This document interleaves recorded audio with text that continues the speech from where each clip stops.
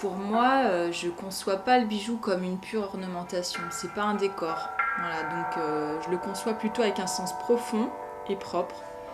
Et d'ailleurs qui peut être nuancé par la manière dont il sera porté ou par qui il sera porté. Le même bijou peut avoir un sens un peu décalé. Donc pour moi, c'est un messager qui véhicule en fait mes idées et ma manière de ressentir le monde qui nous entoure. Et c'est vrai que curieusement, pour moi, c'est plus facile de passer par ce support, le bijou, que de m'exprimer directement. Comme chaque personne est unique, je me dis que chaque bijou est unique et que du coup, il peut y avoir une concordance entre les deux.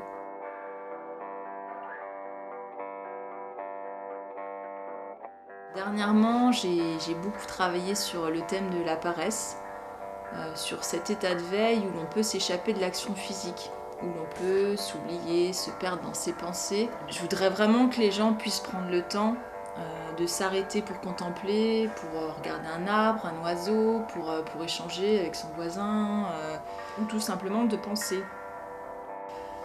Sans avoir ce sentiment de culpabilité qu'on est en train de rien faire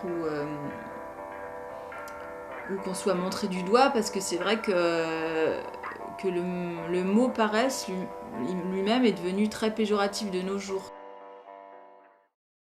C'est toujours un grand défi, c'est une remise en question. Et c'est vrai que toutes les fois, je me demande, je suis pas sûre d'arriver au bout, quoi. Je me pose la question, est-ce que je vais y arriver? Est-ce que voilà. Donc c'est toujours difficile parce que c'est un pas vers l'inconnu, avec le risque de se perdre et donc de pas arriver au bout, comme j'ai dit. Et voilà, et ça passe vraiment par des moments un peu difficiles où je suis mélancolique. Dans ces périodes, notamment, j'essaye quand même de sortir, d'aller voir des expos, de me promener dans un jardin, d'aller à un concert, de voir du monde, vraiment pour essayer de m'imprégner de choses et d'autres. Et c'est vrai qu'après cette période, je l'appelle de dépression. Parce que pour moi, c'est comme si c'était un creux de la pression. Et c'est après seulement, quand j'ai passé cette période, que je retrouve le goût de l'établi et je me confronte à la matière et j'essaye donc de matérialiser les idées que j'ai rassemblées.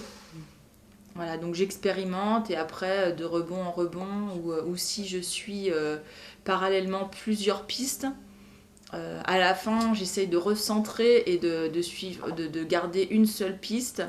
Et cette piste, j'essaye justement de la remplir de tout son sens, quoi, pour arriver à vraiment un bijou unique et qui est porteur vraiment d'un message fort, quoi. Depuis toute petite, je suis très sensible à l'art.